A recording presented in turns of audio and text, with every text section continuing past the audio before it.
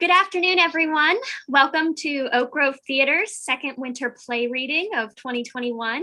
My name is Cori McDaniel, and I am the director of today's reading of Dear Brutus by J.M. Barrie. Most of you will recognize Barrie as the beloved author of Peter Pan, but he was also a very successful playwright and novelist for adults. This beautiful and thought-provoking fantasy that explores the timeless question of what if is just as relevant today as it was when it was written and first performed over 100 years ago in 1917. Before we get started, I'd like to cover a few things about today's event. First, as is the Oak Grove winter tradition, this is a completely unrehearsed reading, not a polished performance. We may run into little hiccups along the way, but that is the beauty and fun of live theater. I'd like to say that if we have major technical difficulties during the live stream, we will resume as soon as possible, and you can check our Facebook page or our website, oakgrovetheater.org, for any updates. Second, I'd like to give some special thanks to the behind-the-scenes individuals who have made today's reading possible. First is Morgan Smith, our fabulous publicity manager, our incredible stage manager, Rowan Walker, and our amazing technical manager, Patrick Smith. Dear Brutus is a 3-act play, and there will be a brief 5-minute break between each act. Throughout the play, each actor is going to be turning on their camera and microphone as their characters enter and exit. I will be reading the necessary stage directions to help you follow the action. So, without further ado, our characters are in order of appearance: Mabel Purdy, read by Julia Bussey; Mrs. Code, read by Sherry Talbot; Joanna Trout, read by Nora Erksland; Lady Caroline Laney, read by Raven Adams; Alice Dirth, read by Jackie Pattison; James Matey, read by John Michael Schott; Lob, read by Gary Wilson;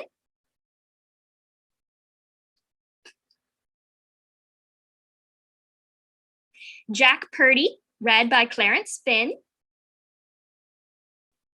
Mr. Code, read by Bill Martin; Will Dirth, read by Rob Zom; and Margaret, read by Quinn Franklin. All right, let's begin. Act 1. The scene is a darkened drawing room in Lob's house in a remote part of England. Through open French windows at the back, there is a big view of the garden. It is a beautiful flower garden at Midsummer, nothing seen but flowers and a fountain. There is a door downstage left and another door into the dining room right.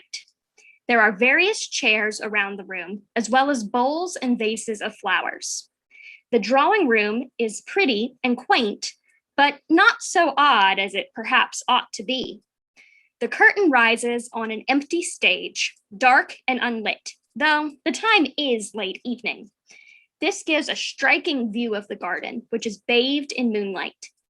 We see from the glass of the door that the dining room is lit up. The door opens as the ladies come into the drawing room. First comes Mrs. Code, who is a delightful, sunny lady of about 60. Next, Mrs. Alice Dirth, a woman of about 40, who can be fascinating and dangerous, who is also discontented and despises her husband. Next, a languid lady, Lady Caroline Laney. She has a drawing, rather insolent manner and considers herself superior to the others. Then, Mrs. Mabel Purdy, a simple young wife, wistful, who knows her husband is fond of Joanna. Lastly, Joanna Trout, who is sentimental, but a good sort. They are groping in the dark, except for the light from the dining room. There is the usual modesty about going first. Go on, Cody, lead the way. Oh dear, I don't see why I should go first. The nicest always goes first. Oh, well, it's a strange house, if I am the nicest. Is a strange house. Don't close the door. I can't see where the switch is. Over here. Alice, Mustn't. Alice switches on the lights. The ladies, now sure they cannot be overheard, flock together like conspirators. We mustn't waste a second. Our minds are made up, I think. Now is the time. Well, yes, now, if at all, but should we? Certainly, but before the men get in. You don't think we should wait for the men? They're as much in it as we are. Lob would be with them. If the thing is to be done at all, it should be done now. It is quite fair to Lob, after all. He is our host. Of course it isn't fair to him, but let's do it, Cody. Oh, yes, let's do it. Mrs. Dirth is doing it. Of course I am. The men are not coming, are they? No, your husband is having another glass of port. I'm sure he is. One of you ring, please. Joanna presses the bell next to the windows. Poor matey. He richly deserves what he's about to get. He's coming. Don't all stand huddled together like conspirators. Well, it is what we are. Swiftly, they find seats and are sunk thereon like ladies waiting languidly for their lords. Matey, a correct but furtive butler, enters. The ladies, though pretending to be uninterested, are very on the alert. Oh, matey! I wish a telegram to be sent. Very good, ma'am. The village post office closed at 8, but if your message is important... It is, and you are so clever. Matey, I'm sure you can persuade to oblige you. I will see to it myself, ma'am. You can depend on its going. Thank you. Better read the telegram, matey, to be sure that you can make it out. Matey reads the telegram and gets a shock. All are covertly watching. Read it aloud, matey. Oh, ma'am. Aloud. To police station, Great Cumney. Send officer first thing tomorrow morning to arrest matey butler for theft of rings.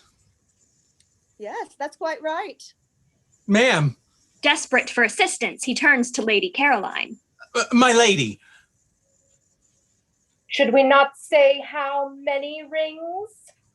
Yes, put in number of rings, matey.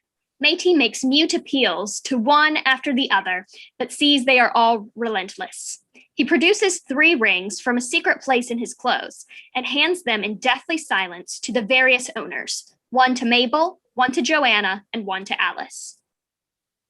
May I tear up the telegram, ma'am? Certainly not. I always said this man was the culprit. I am never mistaken in faces, and I see broad arrows all over yours, matey. It is deeply regretted. I'm sure it is. May as well tell him now that it is not our rings we are worrying about. They have just been a means to an end, matey. Precisely. In other words, that telegram is sent unless you can tell us instantly what peculiarity it is that we ladies have in common. Not only the ladies, all the guests in the house. we have been here a week. We have found that Lob invited us because he knew so little that we began to wonder why he asked us. And now from the words he let drop, we know that we are invited because someone thinks we have something in common. But he won't say what it is. One knows that no people could be more unalike. One does. And we can't sleep at night, matey, for wondering what this something is. But we are sure you know, and if you don't tell us, quad. I don't know what you mean, ladies. Oh, yes, you do. Must admit that your master is a very strange person. He is a little odd, ma'am. That is why everyone calls him Lob, not Mr. Lob. It is so odd that it has got on my nerves that we have been invited here for some sort of horrid experiment. You look as if you thought so too. Oh, no, miss. You shouldn't have come, ladies. You didn't ought to have come. Shouldn't have come. Now, my man, what do you mean by that? Nothing, my lady. I just mean, why did you come if you were the kind he thinks? The kind he thinks. What kind does he think? Now we're getting at it. I haven't a notion, ma'am. Then it is not necessarily our virtue that makes Lob interested in us? No, my lady. Oh, no, my lady. And yet, you know, he is rather lovable. He is, ma'am. He is the most lovable old devil. I beg pardon, ma'am. You scarcely need to, for in a way it is true. I have seen him out there among his flowers, petting them, talking to them, coaxing them till they simply had to grow. It certainly is a divine garden. How lovely it is in the moonlight. Roses, roses all the way. Oh, it is like a hat I once had when I was young. Lob is such an amazing gardener, I believe he could even grow hats. He's a wonderful gardener, but is that quite nice at his age? What is his age, ma'am? He won't tell, my lady. I think he is frightened that the police would step in if they knew how old he is. They do say in the village that they remember him 70 years ago, looking just as he does today. Absurd. Yes, ma'am, but there are his razors. Razors? You won't know about razors, my lady, not being married, as yet, excuse me. But a married lady can tell a man's age by the number of his razors. If you saw his razors, there was a little world of them, from patents of the present day back to implements so horrible you can picture him with them in his hand, scraping his way through the ages. You amuse one to an extent. Was he ever married? He has quite forgotten, my lady. How long ago is it since Merry England? Why do you ask? In Queen Elizabeth's time, wasn't it? He says he is all that is left of Merry England, that little man. Lob? Oh, I think there's a famous cricketer named Lob. Oh, wasn't there a Lob in Shakespeare? Oh, no, of course. I'm thinking of Robin Goodfellow. The names are so alike. Robin Goodfellow was Puck. That is what was in my head. Lob was another name for Puck. Well, he is certainly rather like what Puck might have grown into if he had forgotten to die.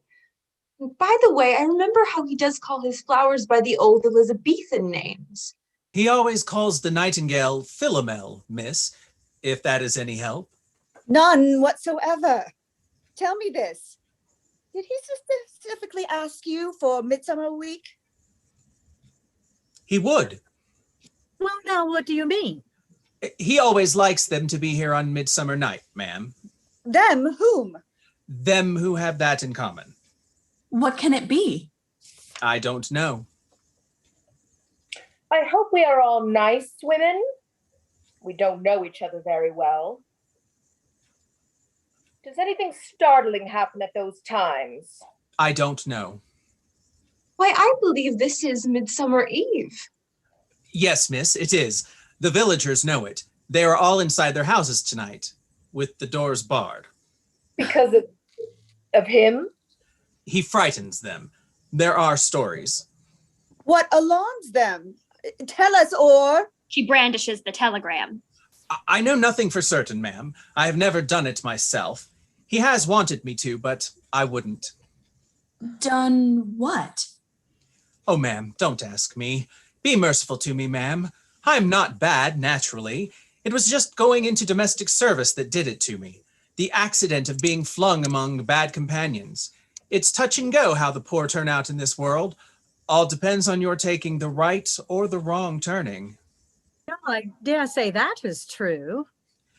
When I was young, ma'am, I was offered a clerkship in the city. If I had taken it, there wouldn't be a more honest man alive today. I would give the world to be able to begin over again.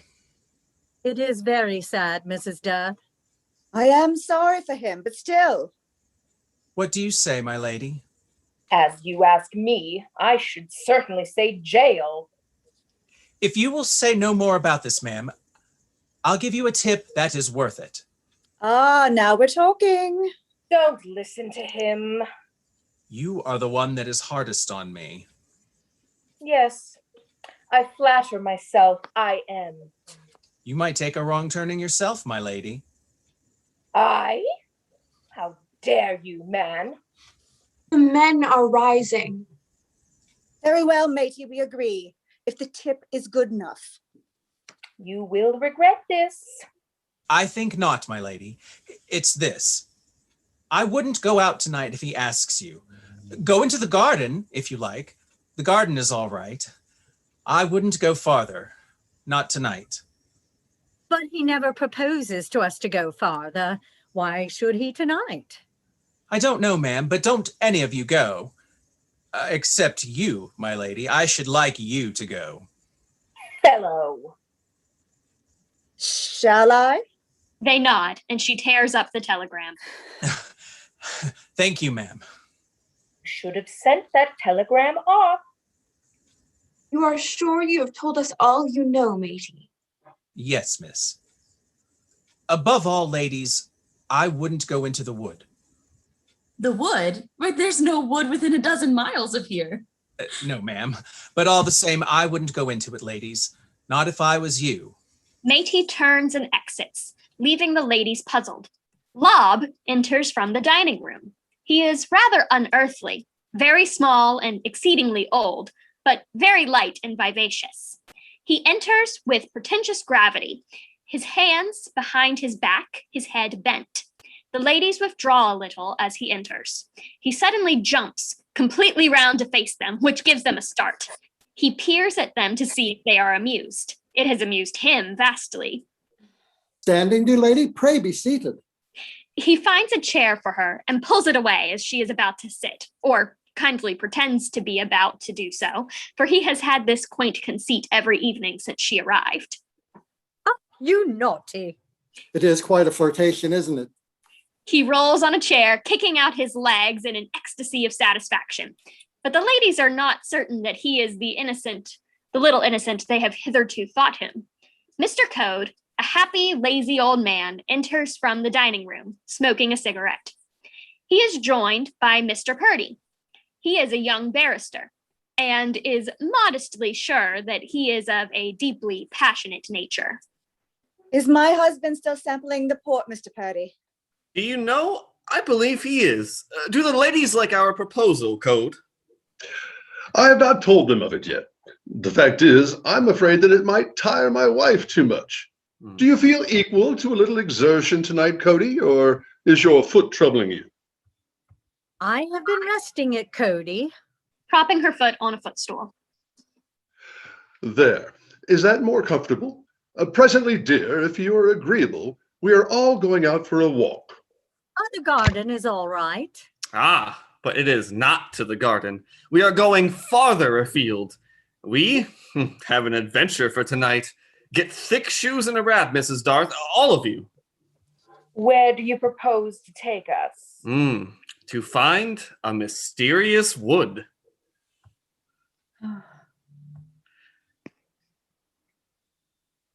Are you being funny, Mr. Purdy? You know quite well that there are not any trees for miles around. You have said yourself that is the one blot on the landscape.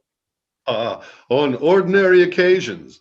But allow us to point out to you, Miss Joanna, that this is Midsummer Eve. Tell them what you told us, Lob. It is all nonsense, of course, just foolish talk of the villagers. They say that on Midsummer Eve there is a strange wood in this part of the country. Where? Ah, but that is one of its most charming features.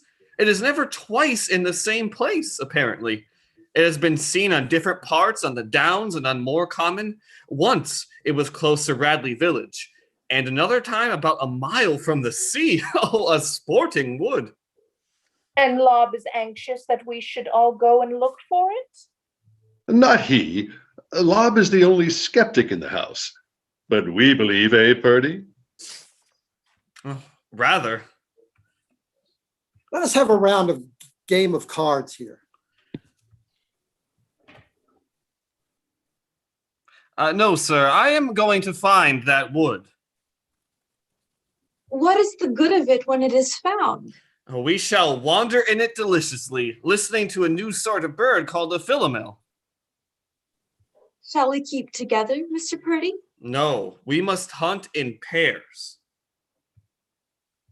I think it will be rather fun. Come on, Cody, I'll lace your boots for you. I'm sure your poor foot will carry you nicely. Miss Trout, wait a moment. Lob, has this wonderful wood any special properties? There is no wood. You've never seen it. So it's said, so it's said. Have any of the villagers ever been to it? That isn't known. They never came back. What did they say about their experiences? Never came back. Absurd, of course. You see, in the morning, the wood was gone, and so they were gone too. I don't think I like this wood. Certainly is Midsummer's Eve. Of course, if you ladies are against it, we will drop the idea. It was only a bit of fun. Yes, better to give it up, to please Lob. Oh, all right. Lob, what about that game of cards? I wanted you to go. I had set my heart on your going. It is the thing I wanted, and it isn't good for me to not get the thing that I want. He creeps under the table and threatens the hands that would draw him out. Good gracious, he has wanted it all the time. You wicked Lob. Now you see there is something in it. Nonsense, Mrs. Dearth. It was only a joke. Don't cry, Lobby.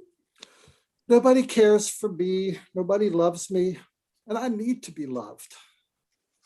Yes, we do. We all love you. Nice, nice Lobby. Dear Lob, I am so fond of you. Dry his eyes with my own handkerchief. Don't pamper him. I need to be pampered. You funny little man. Let us go out at once and look for his wood. Boots and cloaks, hats forward. Come on, Lady Caroline, just to show you are not afraid of Matey. Lady Caroline, Purdy, Mabel, the Codes, and lastly Alice follow Joanna off, gaily chatting. Lob, left alone, gloats over his success in an uncanny way. Alice goes last, the only one who really suspects Lob.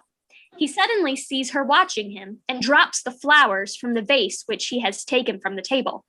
To him, this is a tragedy. He utters long-drawn moans, then goes down on the floor, picking up the flowers, individually examining their hurts, pressing them to him as if they were children.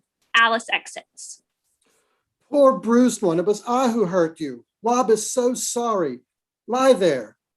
Pretty, let me see where you have a pain. You fell on your head. Is this the place? Now I make it better. Oh, little rascal, you are not hurt at all. You just pretend. Oh dear, sweetheart, don't cry. You are now prettier than ever. You were too tall. Oh, how beautifully you smell now that you are so small. Drink. Now you are happy again. The little rascal smiles. All smiles, please. Nod heads. You love Lob. Lob loves you. Mr. Purdy and Joanna come in rather secretly by the window. Lob behaves as if he had caught them lovemaking. He beckons to the flowers as if he had something funny to tell them, whispers some merry jest to them. What were you saying to them, Lob? I was saying two's company, three's none. Lob exits grinning with a final nod to the flowers. That man, he suspects. Oh, no one minds, Lob. My dear, oh my dear. Yes, but he saw you kiss my hand. Jack, if Mabel were to suspect. There is nothing for her to suspect. No, there isn't, is there? Jack, I'm not doing anything wrong, am I? Oh, you? Mabel is your wife, Jack. I should so hate myself if I did anything that was disloyal to her. Oh, those eyes could never be disloyal. My lady of the nut brown eyes. Oh, Jack, all I want is to help her and you. I know, how well I know, my dear brave love. I'm very fond of Mabel, Jack. I should like to be the best friend she has in the world. Oh, you are, dearest. No woman ever had a better friend. And yet, I don't think she really likes me. I wonder why. It is just that Mabel doesn't understand. Nothing could make me say a word against my wife. I wouldn't listen to you if you did. I love you all the more, dear, for saying that, but Mabel is a cold nature and she doesn't understand.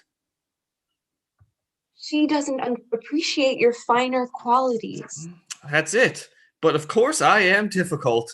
I always was a strange creature. I often think, Joanna, that I am rather like a flower that has never had the sun to rise on it, nor the rain to water on it. You break my heart. I suppose there is no more lonely man than I walking the earth today. It is so mournful. Oh, it is the thought of you that sustains me, elevates me. You shine high above me like a star. No. Oh, You- no, I wish I was wonderful, but I am not. You have made me a better man, Joanna.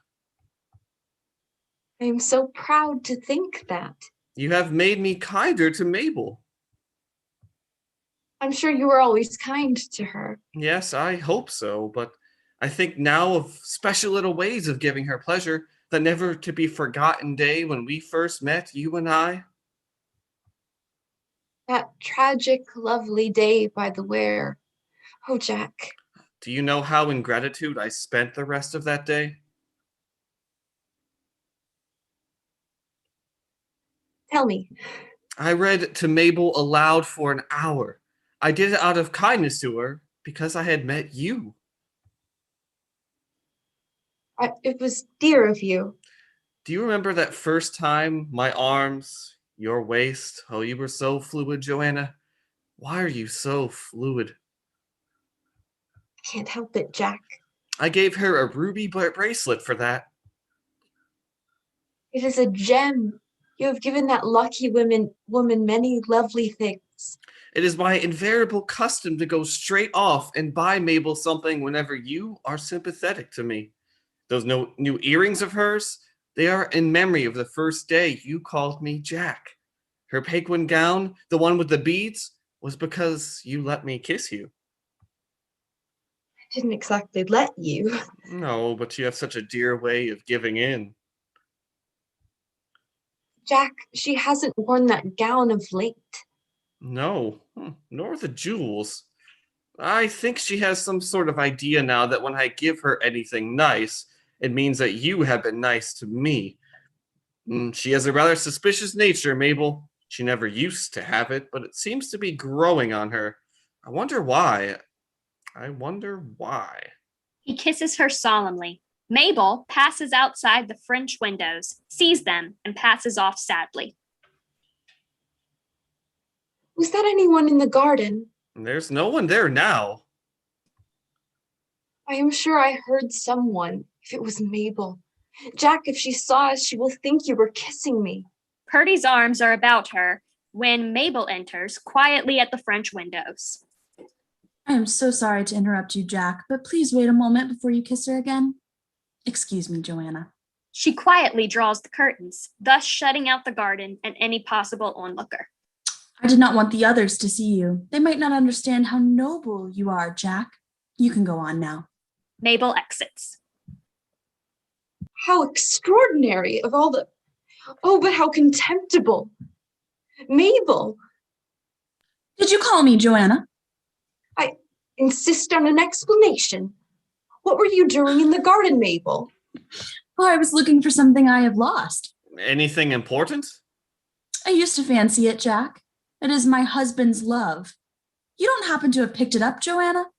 If so, and you don't set great store by it, I should like it back. The pieces, I mean. Mabel, I will not be talked to in that way. To imply that your husband, oh shame. I must say, Mabel, I'm a little disappointed in you. I certainly understood that you had gone upstairs to put on your boots. Poor old Jack. A woman like that. I forgive you, Mabel. You will be sorry for this afterwards. Now, not a word against Joanna, Mabel. If you knew how nobly she has spoken of you. She does know. She's been listening. This is a man's business. I must be open with you now, Mabel. It is the manlier way. If you wish it, I shall always be true to you in word and deed. That is your right. But I cannot pretend that Joanna is not the one woman in the world for me. If I had met her before you, it's kismet, I suppose. Too late. Too late. I suppose you never knew what true love was till you met her, Jack. You force me to say it. Joanna and I are as one person. We have not a thought at variance. We are one rather than two. Yes, and that's the one. I am so sorry to have marred your lives. If any blame there is, it is all mine. She is as spotless as the driven snow. The moment I mentioned love to her, she told me to desist. Not she. So you were listening. Mabel, don't you see how splendid he is? Not quite, Joanna. How fine of you, Jack, to take it all upon yourself. It is the man's privilege. Mabel has such a horrid way of seeming to put people in the wrong. Have you noticed that? Poor Mabel, it is not an enviable quality. I don't think I care to go out now. She has spoilt it all. She has taken the innocence out of it, Jack. We must be brave and not mind her. Ah, Joanna, if we had met in time, if only I could begin again, to be battered forever just because I once took the wrong turning, it isn't fair. The wrong turning. Now, who was saying that a moment ago about himself? Why, it was Matey. A footstep is heard. Is that her coming back again? It's too bad. Oh, it is you, Mrs. Darth. Yes, it is, but thank you for telling me, Mr. Purdy. I don't intrude, do I? Why should you? Rather not. We were hoping that it would be you. We want to start on the walk. I can't think what has become of the others. We've been looking for them everywhere. He glances vaguely round the room as if they might so far have escaped detection. Well, do go on. Looking under that flower pot would be a good place. Is it my husband? It is my husband I am in search of. Shall I rout him out for you? How unutterably kind of you, Mr. Purdy. I hate to trouble you, but it would be a sort of service one never forgets. You know, I believe you are chaffing me. No, I'm incapable of that. I won't be a moment. Miss Trout and I will await your return with ill-conceived impatience. He exits. Yes, I suppose you are right. I dare say I am. I didn't say anything. Oh, I thought I heard you say, that hateful Dearth woman coming butting in where she's not wanted. You certainly have good ears. Yes, they have always been rather admired. By the painters for whom you sat when you were an artist's model. So that leaked out, has it? I shouldn't have said. Do you think that I care whether or not you know? I'm sure you don't. Still, it was caddish of me. It was. I don't see it. Joanna stamps and exits. Mr. Dearth comes in.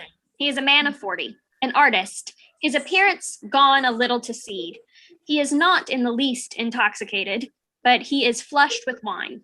A good man who has gone wrong, and in his heart despises himself for it. He is, in a quiet way, rather a wreck. I am uncommonly flattered, Alice, to hear that you've sent for me. It quite takes me back. It isn't your company I want, Will. You know, I felt that Purdy must have delivered your message wrongly. I want you to come with us on this mysterious walk and keep an eye on Lob.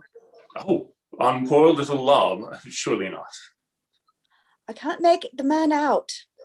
I want you to tell me something. When he invited us here, do you think it was you or me he especially wanted? Oh, you.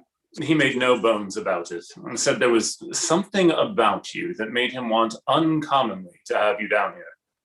Will you try to remember this? Did he ask for us for a particular week? Yes, he was particular about it being Midsummer week. Ah, I thought so. Did he say it was about me what about me that made him want to have me here Midsummer week? No, but I presumed it must be your fascination, Alice. Just so. Well, I want you to come out with us tonight and watch him. Crack in my eye, Tommy. Spy on my host? And such a harmless little chap, too. Excuse me, Alice. Besides, I have an engagement. An engagement? With the port decanter, I presume? Oh, a good guess, but wrong. The decanter is now but an empty shell. Still, how you know me. My engagement is with a quiet cigar in the garden. Your hand is so unsteady, you won't be able to light the match. I shall just manage it. A nice hand for an artist. One would scarcely call me an artist nowadays. Not so far any work is concerned. Not so far as having any more pretty dreams to paint is concerned. Wonder why I've become such a waster, Alice? I suppose it was always in you. I suppose so. And yet I was rather a good sort in the days when I went courting you. Yes, I thought so. Unlucky days for me, as it turned out. Yes, a bad job for you. I didn't know I was a wrong un at the time. Thought quite well of myself. Thought a vast deal more of you. Crack in my eye, Tommy. How I used to leap out of bed at 6 a.m., all agog to be at my easel. Blood ran through my veins in those days. Now I'm middle-aged and done for. Funny. Don't know how it's come about, nor what has made the music mute. When did you begin to despise me, Alice? When I got to know you really well. A long time ago. Yes, I think that's true. It was a long time ago, and before I had begun to despise myself. It wasn't until I knew you had no opinion of me that I began to go downhill. You will grant that, won't you? That I did try for a bit to fight on. If you'd cared for me, I wouldn't have come to this, surely. Well, I found I didn't care for you. I wasn't a hypocrite enough to pretend that I did. That's blunt, but you used to admire my bluntness. The bluntness of you, the adorable wildness of you, untamed thing. There were never any shades in you. Kiss or kill was your motto, Alice. I felt it from the moment I first saw you, that you would love me or knife me. I didn't knife you. No, I suppose that was where you made the mistake. It's hard on you, old lady. I suppose it's too late to try to patch things up. Let's be honest. It is too late, Will. Perhaps if we had children. Pity. A blessing, I should think, seeing what sort of father they would have had. No, I dare say you're right. Well, Alice, I know that somehow it's my fault. I'm sorry for you. Sorry for myself. If I hadn't married you, what a different woman I should be. What a fool I was. Oh, well, 3 things they say come not back to men nor women. The spoken word, the past life, and the neglected opportunity. Wonder if we should make any more of them, Alice, if they did come back to us. You wouldn't? I guess you're right. But yes, what a boon for you. But I hope it's not Freddie Finch Fallow you would put in my place. I know he's been following you about again. He followed me about, as you put it, before I knew you. I don't know why you quarreled with him. Your heart told you that he was no good, Alice. My heart told me that you were. So it wasn't so much of a service to me, my heart. The Honorable Freddie Finch Fallow is a rotter. You certainly are an authority on the subject. You have me there. After which brief but pleasant little connubial chat, he pursued his dishonored way into the garden. Dirth crosses up towards the windows, but he is prevented doing so by the arrival of all of the others. They are all still in their dinner clothes, though wearing wraps.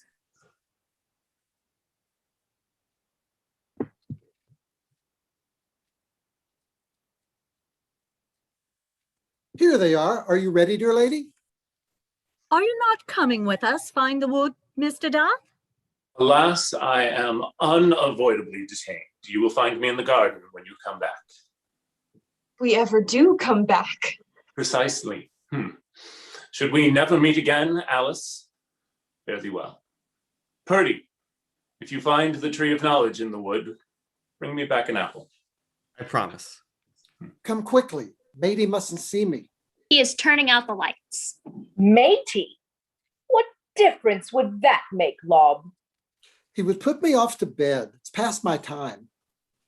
You know, old fellow, you make it very difficult for us to embark upon this adventure in the proper eerie spirit. Well, I'm for the garden. Darth goes to the window, is pulling aside the curtain. When he turns back, something he has seen has startled him, though this must not be too greatly emphasized. He looks at the others, comes in, and places his cigar on the ashtray. How now, Darth? What is it we get in that wood, Lob? Ah, he won't tell us that. Come on. Tell us first. They say that in the wood you get what nearly everybody here is longing for, a second chance. So that is what we all have in common. I have often thought, Cody, that if I had a second chance, I should be a useful man instead of just a nice, lazy one. Second chance. Come on. Yes. To the wood. To the wood. Stop. Why not go this way?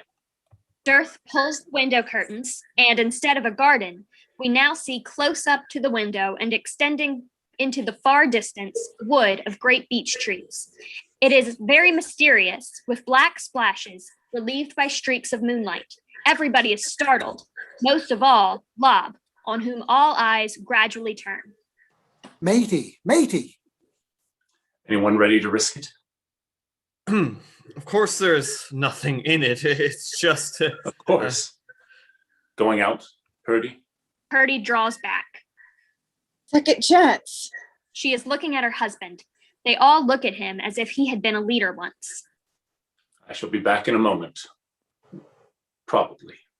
As he passes into the wood, his hands rise, as if a hammer had tapped him on the forehead. He is soon lost to view. He does not come back. Oh, it's horrible. I'm going to my room. Come, dear. Mrs. Yes, Code, yes. Code takes a step after her, then comes back. Suddenly, Mabel walks out of the window into the wood, her hands raised, and is swallowed up by it. Mabel! You will have to go now, Mr. Purdy. He looks at Joanna, and they go out together, one tap of the hammer for each.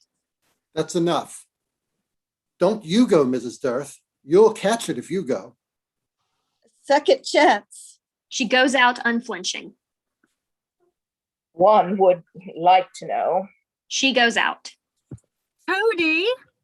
He hesitates, but follows Lady Caroline. To Lob, now alone, comes Matey with a tray of coffee cups. As he places his tray on the table, It is past your bedtime, sir. Say good night to the ladies and come along. Matey, look! Matey wheels around and looks at the windows. He is speechless. Then he turns to face down, slowly, and they look at each other, quaking. Great heavens. Then it's true. Yes, but I wasn't sure. Matey approaches the window, cautiously to peer out, and his master gives him a sudden push that propels him into the wood. Lob's back is toward us as he stands alone, staring out upon the unknown. He is terrified still, yet quivers of rapture are running up and down his little frame. End of Act 1. All right, we are now going to take a brief 5-minute intermission. So enjoy, and we will be back shortly.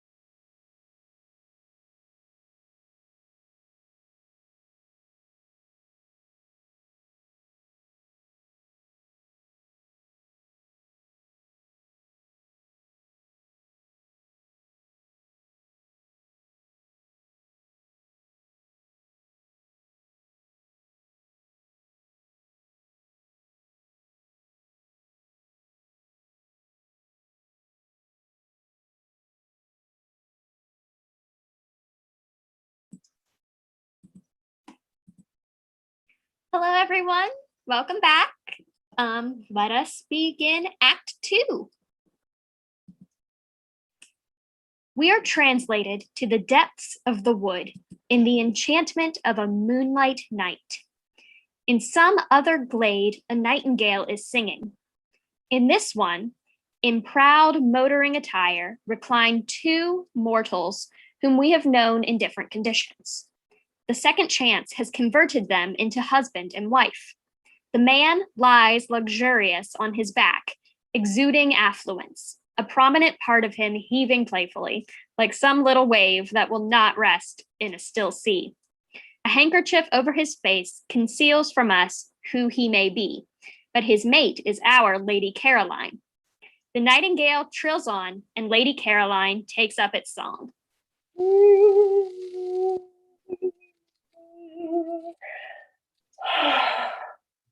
Is it not a lovely night, Jim?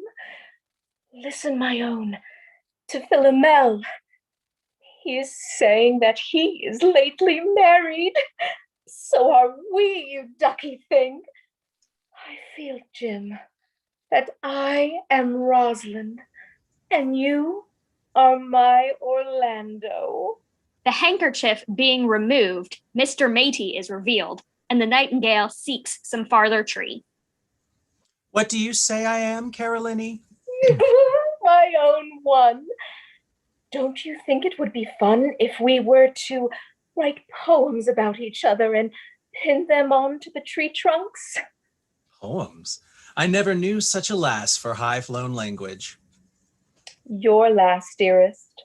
Jim's lass. And don't you forget it. What would you do if I were to forget it, Great Bear? Take a stick to you. Oh, I'd love to hear you talk like that. It's so virile. I always knew it was a master that I needed. It's what you all need. Oh, it is, you knowing wretch. Listen, Caroline. He touches his money pocket, which emits a crinkly sound, the squeak of angels. This is what gets the ladies. How much have you made this week, you wonderful man? Another 200 or so. That's all, just 200 or so. My dear golden fetter, listen to him. Kiss my golden fetter, Jim. Oh, wait till I light this cigar. Let me hold the darling match. Tidy-looking petite Corona, this. There was a time when one of that sort would have run away with 2 days of my screw. How I should have loved, Jim, to know you when you were poor. Fancy you having once been a clerk. We all have our beginnings, but it wouldn't have mattered how I began, Caroline. I should have come to the top just the same. I'm a climber, and there are nails in my boots for the parties beneath me. Boots! I tell you, if I had been a bootmaker, I should have the first bootmaker in London. You should, but I'm sure, but would you have made the best boots? Very good, Caroline. That is the neatest thing I have heard you say. But it's late. We had best be strolling back to our Rolls Royce. As they rise.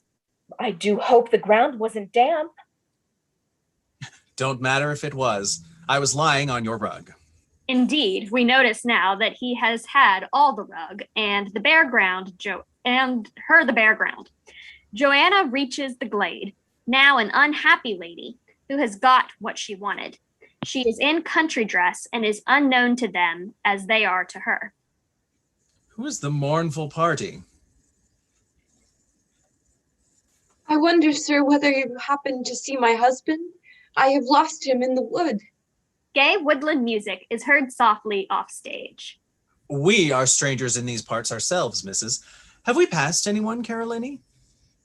Should we have noticed, dear? Might it be that old gent over there? The music is much nearer. Oh no, my husband is quite young. Code, fancifully attired in a light summer suit and Panama, is passing along happily at the back, playing on a whistle he has cut from a twig and dancing to it as he goes. They obey code as he frisks along. Seems a merry old cock. Evening to you, sir. Do you happen to have seen a young gentleman in the wood lately, all by himself and looking for his wife? Can't say I have.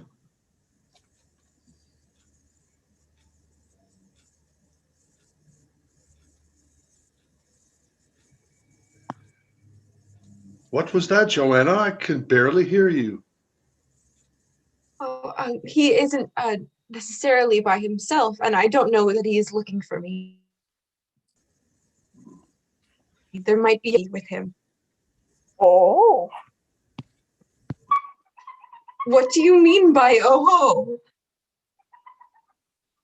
who? If you like that better?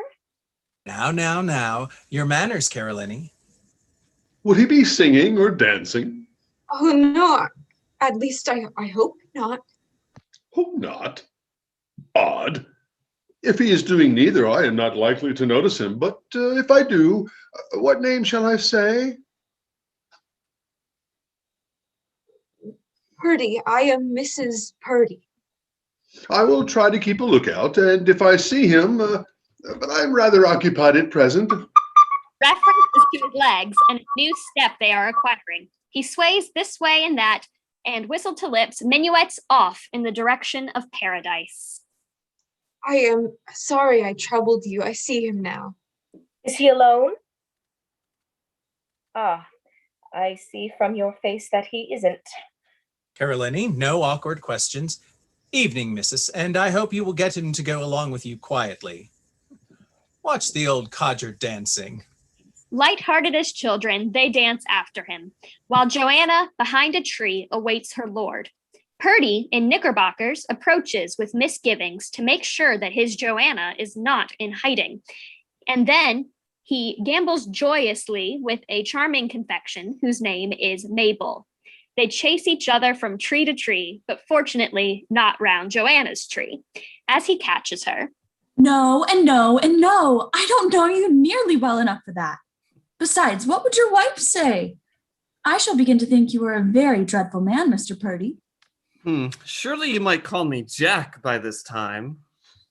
Perhaps, if you are a very good Jack. If only Joanna were more like you. Like me. You mean her face. Well, it is not precisely pretty, but it is a good face. I don't mind her face at all. I'm glad you've got such a dependable little wife, Jack. Thanks. What would Joanna have said if she had seen you just now? A wife should be incapable of jealousy. Joanna jealous? But has she any reason? Jack, tell me, who is the woman? Shall I, Mabel? Shall I? I can't think of who she is. Have I ever seen her? Every time that you look in a mirror. How odd, Jack. That can't be. When I look at a mirror, I see only myself. How adorably innocent you are, Mabel. Joanna would have guessed at once. Not that. Shall I tell you now? I don't know. I'm not sure. Jack, try not to say it, but if you feel you must, say it in such a way that it would not hurt the feelings of Joanna if she happened to be passing by, as she nearly always is. Oh. I would not say it all in that way. I don't know, Mabel, whether you have noticed I am not like other men. All my life, I have been a soul that has had to walk alone. Even as a child, I had no hope that it would be otherwise. I distinctly remember when I was 6, thinking how unlike other children I was. Before I was 12, I suffered from terrible self-deprecation. I do still. I suppose there never was a man who had a more lowly opinion of himself. Jack, you who are so universally admired. That doesn't help. I remain my own judge. I'm afraid I am a dark spirit, Mabel. Yes, my dear. Let me leave nothing untold, however it may damage me in your eyes. Oh, your eyes. I cannot remember a time when I did not think of love as a great consuming passion. I visualize it, Mabel, as perhaps few have done, but always as the abounding joy that could come to others, but never to me. I expected too much of women. I suppose I was touched to finer issues than most. That has been my tragedy. Then you met Joanna. Then I met Joanna. Yes, foolishly as I now see, I thought she would understand that I was far too deep in nature to really mean the little things I sometimes said to her. I suppose a man was never placed in such a position before. Oh, what was I to do? Remember, I was always certain that the ideal love could never come to me. Whatever the circumstances, I was convinced that my soul must walk alone. Joanna, how could you? Not a word against her, Mabel. If blame there is, the blame is mine. And so you married her. And so I married her. Out of pity. I felt it was the man's part. I was such a child in worldly matters that it was pleasant to me to have the right way to pay a woman's bills. I enjoyed seeing her garments lying about on my chairs. In time, that exaltation wore off, but I was not unhappy. I didn't expect much. I was always so sure that no woman could ever plumb the well of my emotions. Then you met me. Then I met you. Too late, never, forever, forever, never. They are the saddest words in the English language. At the time, I thought a still sadder word was Joanna. What was it you saw in me that made you love me? I think it was the feeling you are so like myself. Have you noticed, Jack? Sometimes it has almost terrified me. We think the same thoughts. We are not two, Mabel. We are one. Your hair. Joanna knows you admire it, and for a week she did hers in the same way. I never noticed. That was why she gave it up. And it didn't really suit her. I can't think of a good way of doing dear Joanna's hair. What is it that you're muttering to yourself, Jack? Don't keep anything from me. I was repeating a poem I have written. It is in 2 words. Mabel Purdy. May I teach it to you, sweet? Say Mabel Purdy to me. If I were to say it, Jack, I should be false to Joanna. Never ask me to be that. Let us go on. Oh, say it, Mabel. Say it. Say I write the ground with your sunshade. If it could be, Jack, I'll whisper it to you. She is whispering it as they exit, not 2, but 1, farther into the forest. The somewhat bedraggled figure of Joanna follows them. The nightingale resumes his love song, now for another he has spotted below. Apparently, they are racing to the spot, and there is a prize for the one who finds where the easel was put up last night. The winner is Margaret, a boyish figure of a girl who has not yet grown to womanhood. Brambles adhere to her dress. One boot has been in the water. Her hair is short and unruly, and she has many freckles. Yet she is as lovely as you think she is, and she is aged the moment when you like your daughter best. A hoot of triumph from her brings her father to the spot. Daddy, I've won! He's the place cracking my eye Tommy. Her father enters. It is Dearth, but he is now an engaging fellow in tweeds, ablaze in happiness and health, and carrying easel and paint box. He looks around and nods approvingly, setting his easel up as he speaks. Yes, that is the tree I stuck my easel under last night. And behold, the blessed moon behaving more gorgeously than ever. I'm sorry to have kept you waiting, old moon, but you ought to know by now how time passes. Now keep still while I hand you down to posterity. The easel is erected, Margaret helping by getting in the way. The moon is rather pale tonight, isn't she? Comes of keeping late hours. Daddy, watch me, look at me. Please, sweet moon, a pleasant expression. No, not as if you were sitting for it. That is too professional. That is better, thank you. Now keep it. That is the sort of thing you say to them, Dad. I oughtn't to have brought you out so late. You should be tucked up in your cozy bed at home. With the pillow, anyhow. Except in its proper place. In the sheet over my face. Where it oughtn't be. Then why does he stand so long at the door? And before he is gone, she bursts out laughing, for she has been awake all the time. That's about it. What a life. But I oughtn't to have brought you here. Best to have the sheet over you when the moon is about. Moonlight is bad for little daughters. I can't sleep when the moon's at full. She keeps calling to me to get up. Perhaps I'm her daughter too. Gad, you look it tonight. Do I? Then can't you paint me into the picture as well as Mama? You could call it a mother and a daughter, or simply two ladies, if the moon thinks calling me her daughter would make her seem too old. Oh, mater pulchra filia pulchrior. That means, oh moon, more beautiful than any two-penny halfpenny daughter. Daddy, do you really prefer her? Shh. She's not a patch on you. It's the sort of thing we have to say to our sitters to keep them in good humor. He surveys ruefully a great stain on her frock. Yeah, I wish to heaven, Margaret, we were not both so fond of apple tart. Oh, what's this? It's a tear. I should think it is a tear. That boy at the farm did it. He kept calling Snubs after me, but I got him down and kicked him in the stomach. He's a rather jolly boy. He sounds it. Ye gods, what a night. What a moon. Dad, she is not quite so fine as that. Shh. Touched her up. Dad, what a funny man. She has seen Mr. Code with whistle, enlivening the mood. He pirouettes around them and departs to add to the happiness of others. Margaret gives an excellent imitation of him, at which her father shakes his head, then reprehensibly joins in the dance. Her mood changes. She clings to him. Hold me tight, Daddy. I'm frightened. I think they want to take you away from me. But who, Gosling? I don't know. It's too lovely, Daddy. I won't be able to keep hold of it. What is? The world, everything. And you, Daddy, most of all. Things that are too beautiful can't last. Now, how did you find that out? I don't know, Daddy. Am I sometimes stranger than other people's daughters? More of a madcap, perhaps. Do you think I am sometimes too full of gladness? My sweetheart, you do sometimes run over with it. He is at his easel again. To be very gay, dearest dear, is so near to being very sad. How did you find that out, child? I don't know, from something in me that's afraid. Daddy, what is a might have been? A might have been. Well, they're ghosts, Margaret.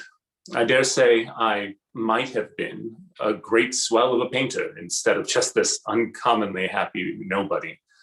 Or again, I might have been a worthless idle waster of a fellow. You? But who knows? Some little kink in me might have set me off on the wrong road. And that poor soul I might so easily have been might have had no Margaret. My word, I'm sorry for him. So am I. The poor old daddy wandering about the world without me.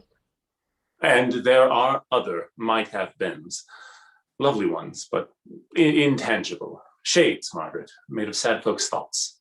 I'm so glad I'm not a shade. How awful it would be, Daddy, to wake up and find one wasn't alive. It would, dear. Daddy, wouldn't it be awful? I think men need daughters. They do. Especially artists. Yes, especially artists. Fame is not everything. No, fame is rot. Daughters are the thing. I wonder if sons would be even nicer. Not a patch on daughters. The awful thing about a son is that never, at least from the day he goes to school, can you tell him that you rather like him. By the time he's 10, you can't even take him on your knee. Now, sons are not worth having. Margaret, signed W. Dearth. But if you were a mother, Dad, I dare say he would let you do it. Think so. I mean, when no one was looking. Sons are not so bad. Signed M. Dearth. But I'm glad you prefer daughters. She works her way toward him on her knees, making the tear larger. At what age are we nicest, Daddy? Hi, Daddy, at what age are we nicest? Daddy, hi, at what age are we nicest? Oh, well, that is a poser. I think you were nicest when you were 2, and you knew your alphabet up to G, but you fell over at H. No, you were best when you were 3:30, or just before you struck 6, or in the mumps year, when I asked you in the early morning how you were, and you said solemnly, I haven't tried yet. Did I? Such was your answer. But I am not sure that chickenpox doesn't beat mumps. Hold on. Oh Lord, I'm all wrong. The nicest time in a father's life is the year before she puts up her hair. I suppose that is a splendid time. But there's a nicer year coming to you, Daddy. There's a nicer year coming to you. Is there, darling? Daddy, the year she does put up her hair. Puts it up forever. You know, I am afraid that when the day for that comes, I shan't be able to stand it. It will be too exciting. My poor heart, Margaret. No, no, it will be lucky for you, for it isn't to be a bit like that. I'm to be a girl and woman day about for the first year. You will never know which I am till you look at my hair, and even then you won't know, for if it is down I shall put it up, and if it is up I shall put it down. And so my daddy will gradually get used to the idea. I see you've been thinking it out. I have been doing more than that. Shut your eyes, Dad, and I shall give you a glimpse into the future. I don't know that I want that. The present is so good. Oh, shut your eyes, please. No, Margaret. Please, Daddy. All right, they're shut. Don't open them till I tell you. What finger is that? The dirty one. Daddy, now I am putting up my hair. I've got such a darling of a mirror. It's such a darling mirror I've got, Dad. Dad, don't look. I shall tell you about it. It's a little pool of water. I wish we could take it home and hang it up. Of course, the moment my hair up, there will be other changes also. For instance, I shall talk quite differently. Where are my matches, dear? Top pocket waistcoat. Trying to light a pipe in the darkness. You were meaning to frighten me just now. No, I'm just preparing you. You see, darling, I can't call you Dad when my hair is up. I think I shall call you Parent. Parent, dear, do you remember the days when your Margaret was a slip of a girl and sat on your knee? How foolish we were, Parent, in those days. Shut up, Margaret. Now I must be more distant to you, more like a boy who could not sit on your knee anymore. See here, I want to go on painting. Shall I look now? I'm not quite sure whether I want you to. It makes such a difference. Perhaps you won't know me. Even the pool's looking a little scared. The change in her voice makes him open his eyes quicker. She confronts him shyly. What do you think? Will I do? Stand still, dear. Let me look my fill. The Margaret that is to be. You'll see me often enough, Daddy, like this, so you don't need to look your fill. You're looking as if this were to be the only time. Was I? Surely it isn't to be that. Be gay, Dad. Bumping into him and round him and over him. You will be sick of Margaret with her hair up before you're done with her. I expect so. Oh, shut up, Daddy. She waggles her head and down comes her hair.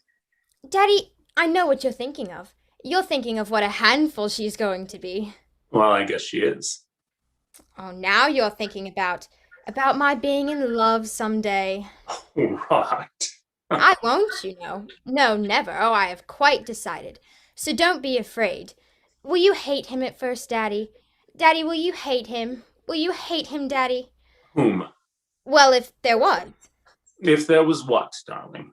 You know the kind of thing I mean quite well. Would you hate him at first? I hope not. I should want to strangle him, but I wouldn't hate him. I would. That is to say, if I liked him. If you liked him, how could you hate him? For daring. Daring what? You know. But, of course, I shall have no say in the matter. You will do it all. You do everything for me. I can't help it. You will even write my love letters, if I ever have any to write, which I won't. Surely to goodness, Margaret, I will leave you alone to do that. Not you. You will try, but you won't be able. I want you, you see, to do everything exquisitely. I do wish I could leave you to do those things a little more for yourself. I suppose it's owing to my having had to be a father and mother both. I know nothing practically about the bringing up of children. And of course, I couldn't trust you to a nurse. Not you. So sure you could do it better yourself. That's you all over. Daddy, do you remember how you taught me to balance a biscuit on my nose like a puppy? Did I? You called me Rover. No, I deny that.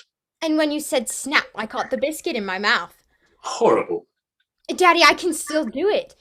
Putting a biscuit on her nose. Here's the last of my supper. Say snap, Daddy. Not I.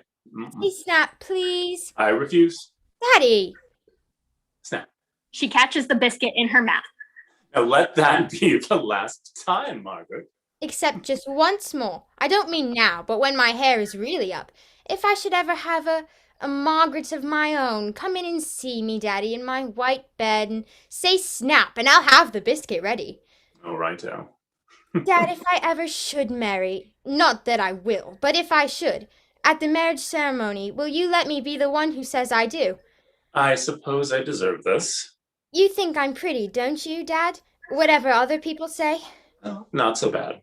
I know I have nice ears. They're all right now, but I had to work on them for months. You don't mean to say that you did my ears? Rather. My dimple is my own. I'm glad you think so. I wore out the point of my little finger over that dimple. Even my dimple?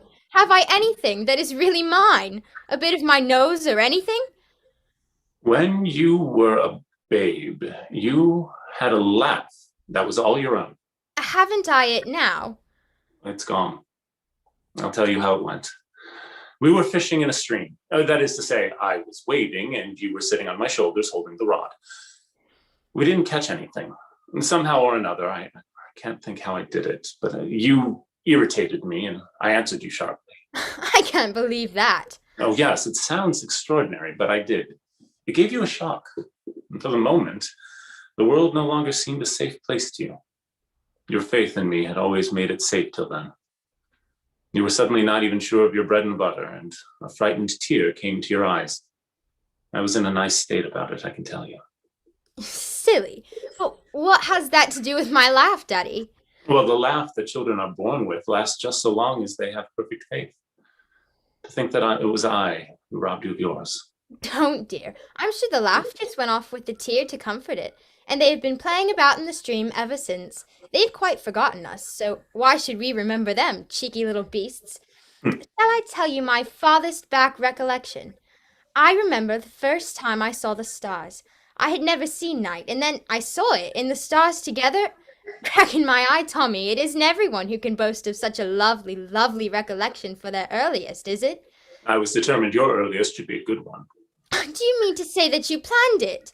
Rather. Most people's earliest recollection is of some trivial thing, like how they cut their finger or lost a piece of string. Now, I was resolved that my Margaret's should be something bigger. I was poor. I could give her the stars. Touching him around the legs. Oh, how you love me, Daddy Kittens. Yes, I do, rather. It is the climax of their scene of affection. Margaret releases Dearth, and he returns to his easel. Alice enters. She is poor in dress and worn in appearance, but with the simpering airs and touches of the fine lady, though she is almost a vagrant. They do not know each other. Good evening.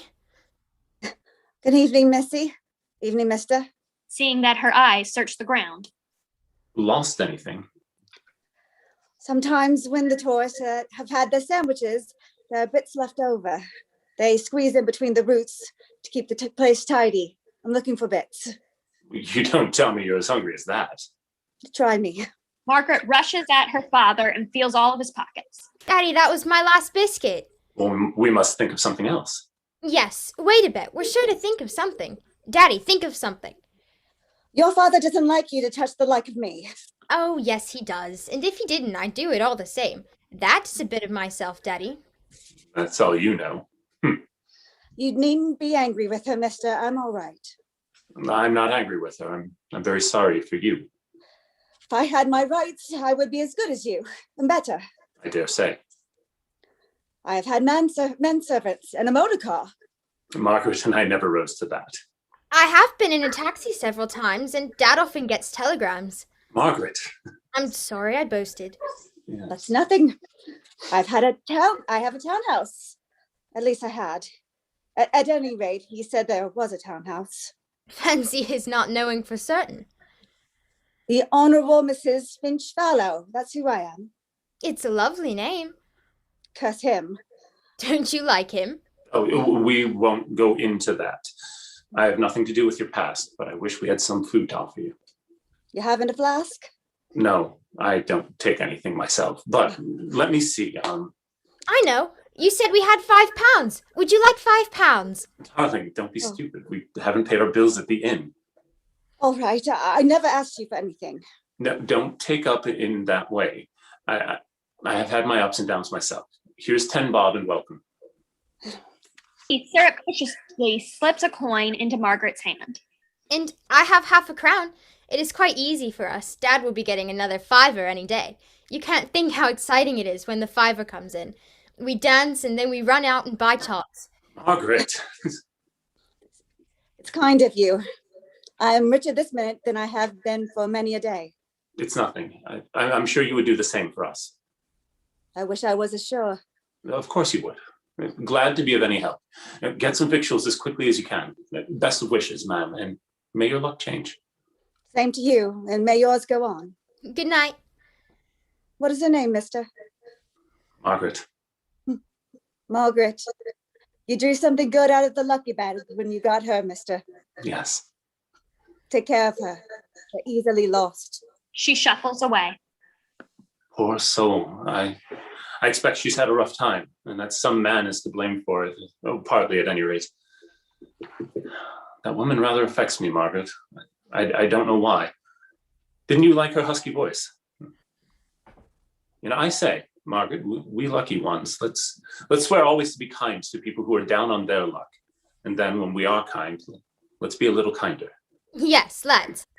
Margaret, always feel sorry for the failures, the ones who are always failures. Especially in my sort of calling. Wouldn't it be lovely to turn on the 39th year of failure into glittering successes? Topping. Topping. Oh, topping. How could we do it, Dad? By letter. To poor old Tom Brokenheart, top attic, Garrett Chambers, S.E. Dear Sir, His Majesty has been graciously pleased to purchase your superb picture of Marlowe Ferry. P.S. I'm sending the money in a sack so as you can hear it chink. What could we do for our friend who just passed now? I can't get her out of my head. You have made me forget her. Dad, I didn't like it. Didn't like what, dear? I didn't like her saying that about your losing me. Oh, I shan't lose you. Hugging his arm. It would be hard for me if you lost me, but it would be worse for you. I don't know how I know that, but I do know it. What would you do without me? Don't talk like that, dear. It's wicked and stupid and naughty. Somehow that poor woman. I won't paint anymore tonight. Let's get out of the wood. It frightens me. And you loved it a moment ago. Hello. He has seen a distant, blurred light in the wood, apparently from a window. I hadn't noticed there was a house there. Daddy, I feel sure there wasn't a house there. Goose. It's just that we didn't look. Our old way of letting the world go hang. So interested in ourselves. Nice behavior for people who've been boasting about what they would do for other people. Now I see what I ought to do. Let's get out of the wood. Yes, but my idea first. It's to rouse those people and get food from them for the husky one.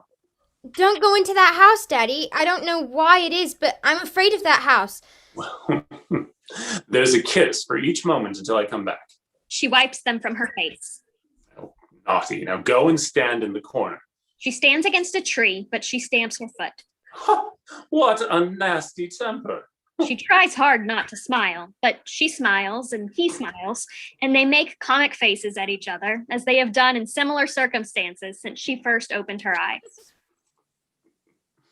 I shall be back before you can count to 100. He turns, goes off, humming a gay French song. The wood is now growing dark, and the trees more obscure. The nightingale is heard again, though farther off than before. Margaret tries dutifully to count her 100, but her fear returns. She is panic-stricken from tree to tree, calling, Daddy! Daddy! Daddy, come back! She turns to face down. There is no light, but a faint moonbeam upon her face. I don't want to be a might have been. The moonbeam fades. End of Act 2. All right, we are going to take one more brief 5-minute intermission, and then we will be back with the conclusion with Act 3. Thank you all.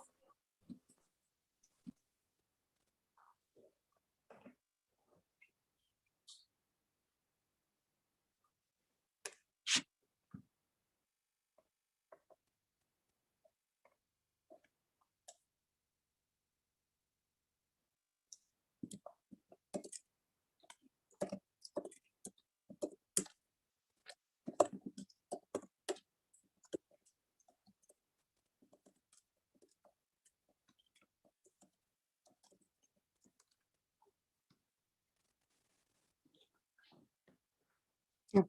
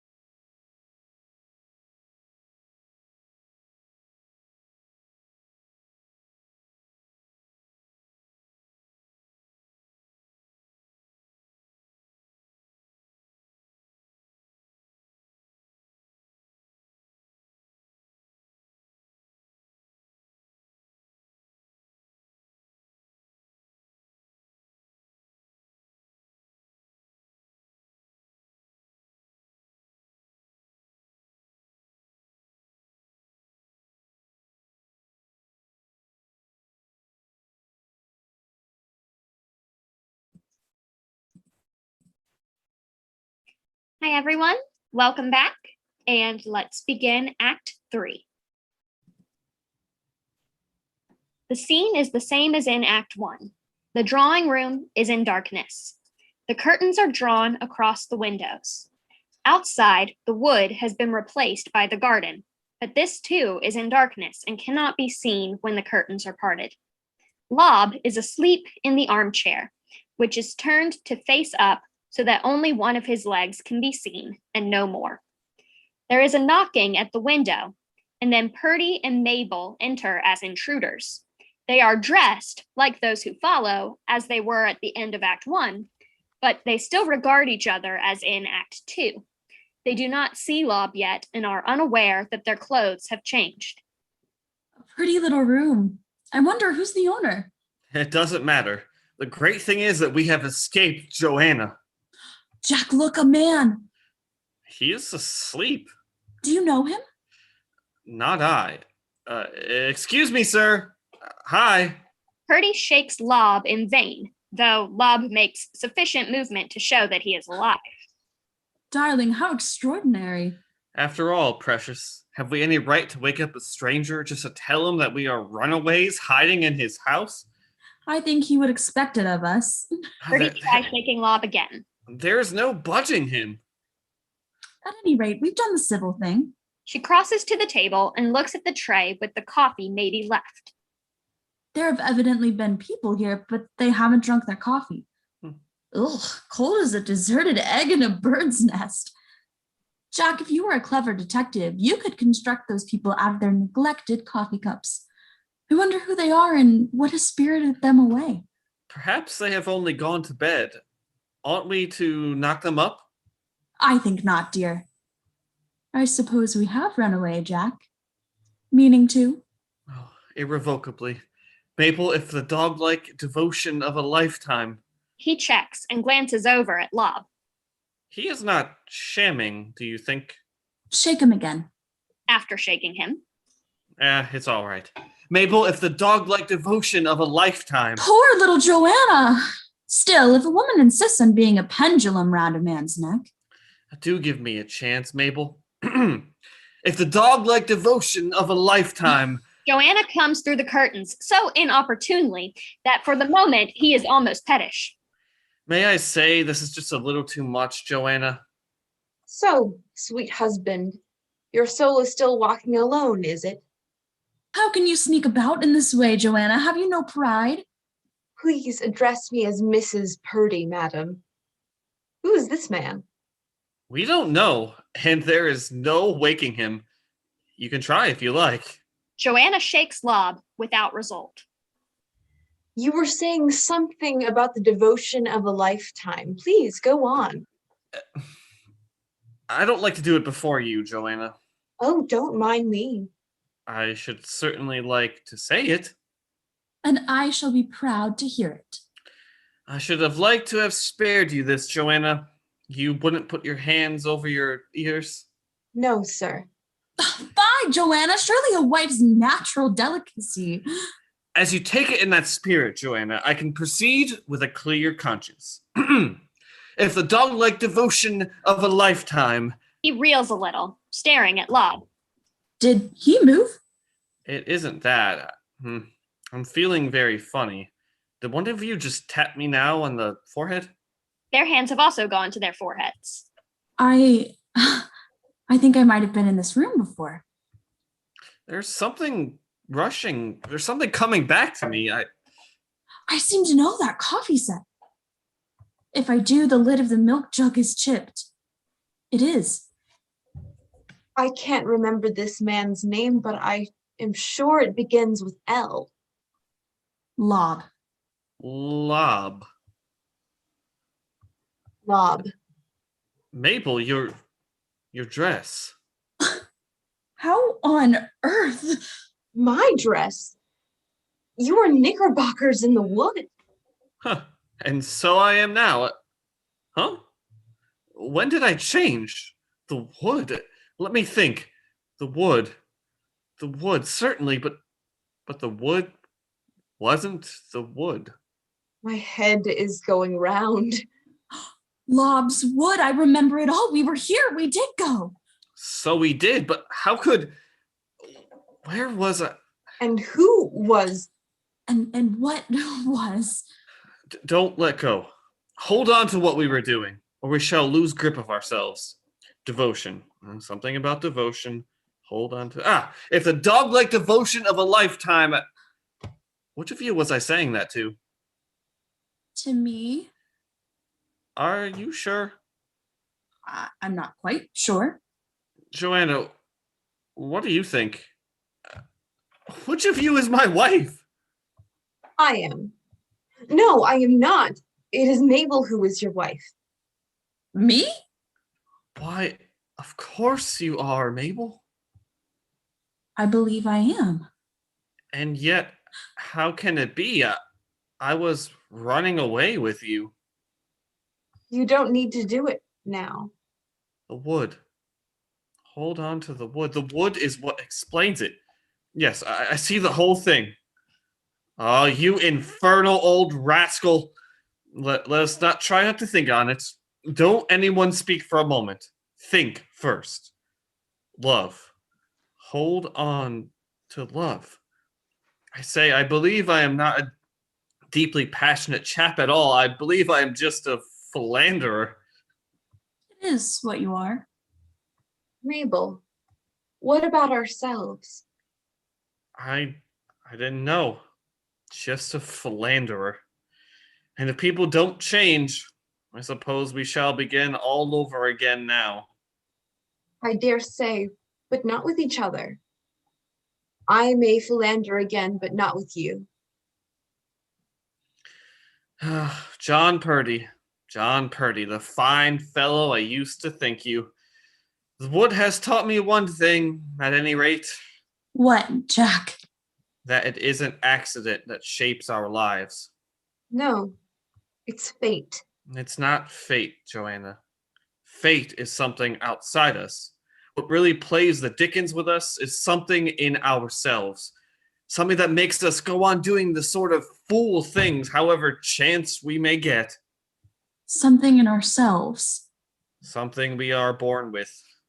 Can't we cut out the beastly thing? Depends. I expect on how long we have pampered him. We can at least control him if we try hard enough. But I have for the moment an abominably clear perception that the likes of me never really tries. Forgive me, Joanna. No, Mabel, both of you. It isn't a very pleasant to discover that one is a rotter. I suppose I shall get used to it. I could forgive anybody anything tonight. It is so lovely not to be married to you, Jack. I can understand that. I do feel small. You will soon swell up again. That is the appalling thing.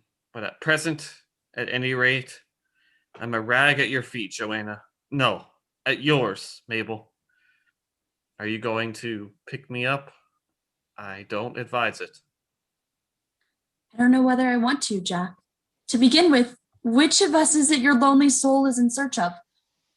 Which of us is the fluid one, or the fluider one? Are you and I one? Or are you and Joanna one?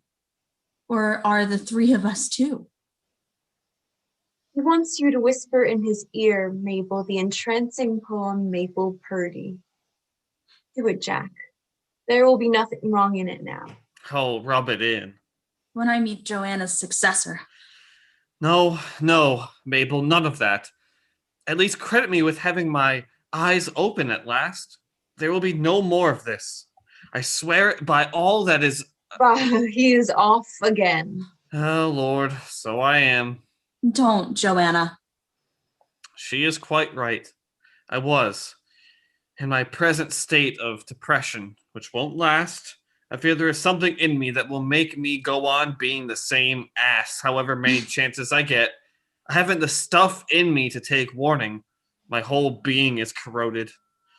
Shakespeare knew what he was talking about. The fault, dear Brutus, is not in our stars, but in ourselves that we are underlings. For Dear Brutus, we are to read Dear Audience, I suppose. Yeah, you have it. Meaning that we have the power to shape ourselves. We have the power right enough. But isn't that rather splendid? For those that have the grit in them, yes. And they are not the dismal chappies, they are the ones with the thin, bright faces. I'm afraid there is not much fight in me, Mabel, but we shall see. If you catch me at it again, have the goodness to whisper me in passing, Lob's Wood. That may cure me for the time being. Perhaps I will, as long as I care to bother, Jack. It depends on how you long to be.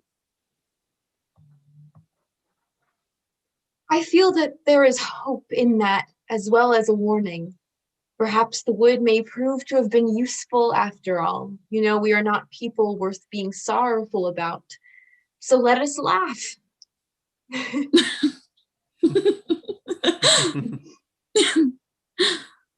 I have forgotten the others.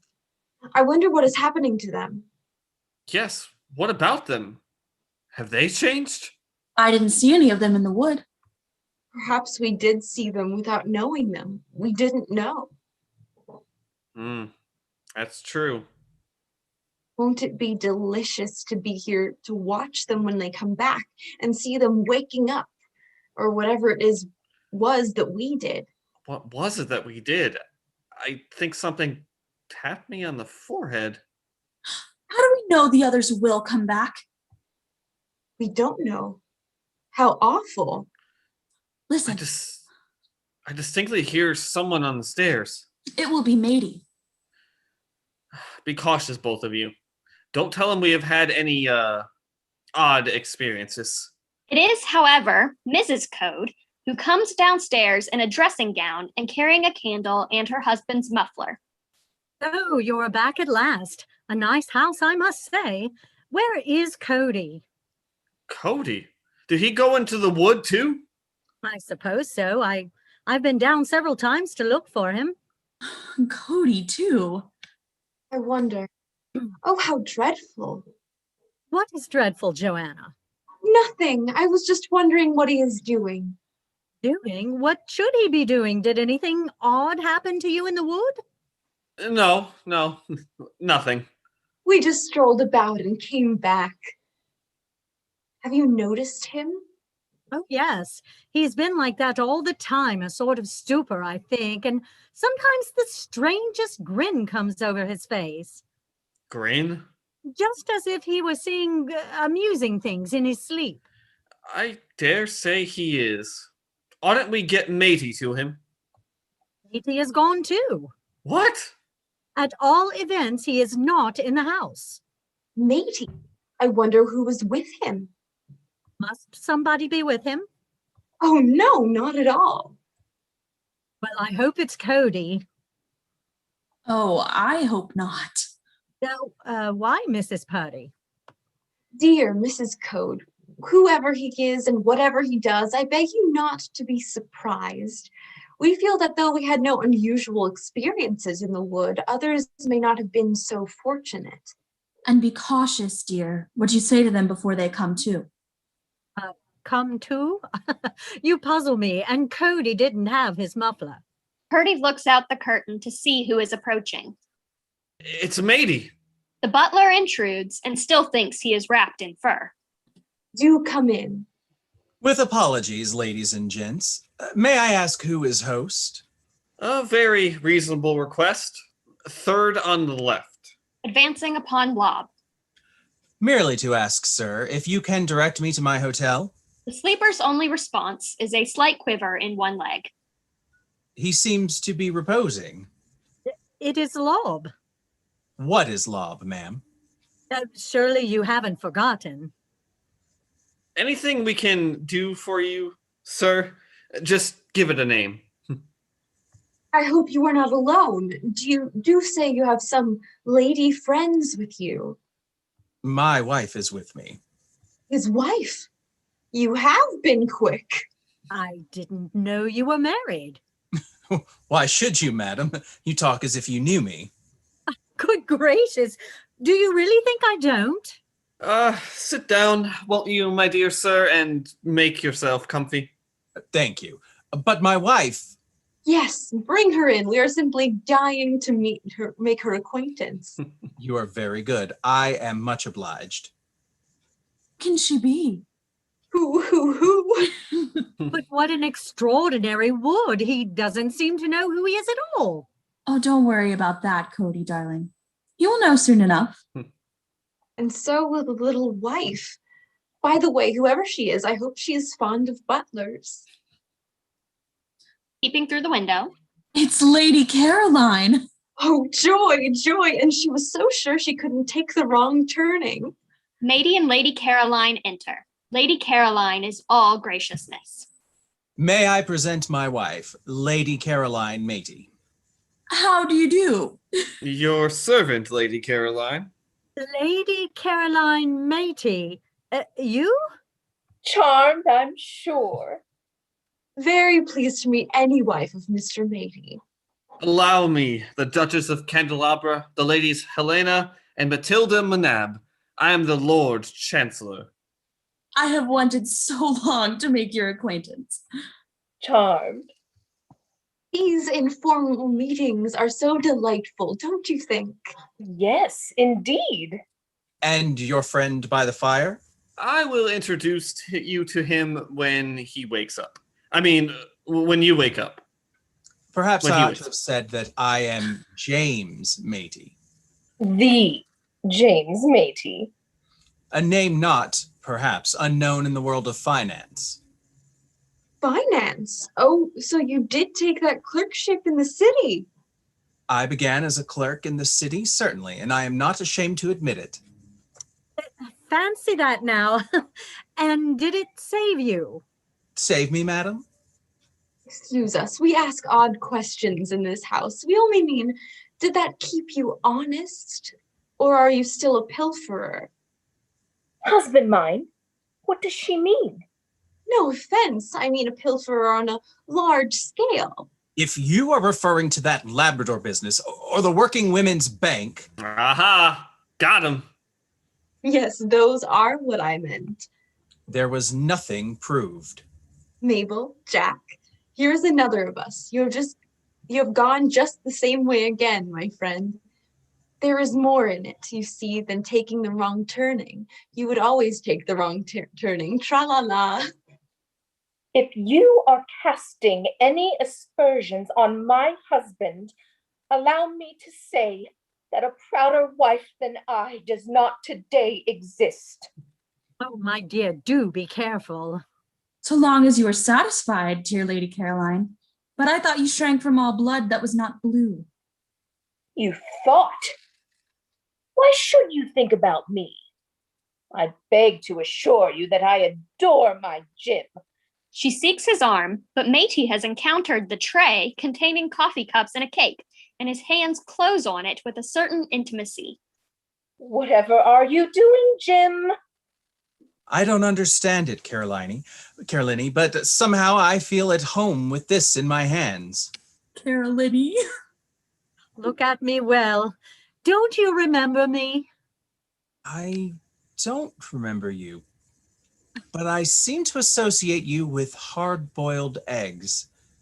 You like your eggs hard-boiled. Hold on to hard-boiled eggs. She used to tip you especially to see them. Yes, that was the pocket. Tip? Tip? Jolly word, isn't it? It seems to set me thinking. Why is my work basket in this house? You are living here, you know. That is what a person feels. But when did I come? It's very odd, but one feels one ought to say, when did one go? She is coming too with a whoosh. Mr. Purdy. Mrs. Code. The governor. My clothes. What is an evening dress? You will understand clearly in a minute, Caroline. You didn't really take that clerkship, Jim. You went into domestic service, but in the essentials, you haven't altered. I'll have my shaving water at 7:30 sharp, matey. Very good, sir. Sir? Midsummer's Eve. The wood! Yes, hold on to the wood. You are Lady Caroline Laney. It is Matey, the butler. Seemed quite happy with him, you know, Lady Caroline. We won't tell. Caroline Matey. And I seem to like it. How horrible. It is rather difficult to see what we should do next. Perhaps if I were to go downstairs? It would be conferring a personal favor on us all. Matey exits with the tray. It is all that wretch's doing. A quiver from Lob's right leg acknowledges the compliment. The gay music of a pipe is heard from outside. Cody. Cody? Well, why is he so happy?